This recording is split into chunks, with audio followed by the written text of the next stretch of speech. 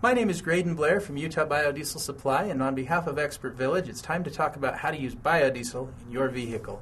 We talked about how to save our miles per gallon and save on the cost of the fuel, but now we want to know how to use it. First and foremost, biodiesel can be used in any diesel engine, unmodified. A couple caveats though: if your vehicle is older than 1993 or older, there's a chance that the fuel lines were made out of rubber, which can deteriorate as you use biodiesel.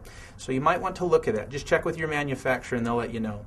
The other thing is biodiesel is like super powered injector cleaner, and it will clean your tank out.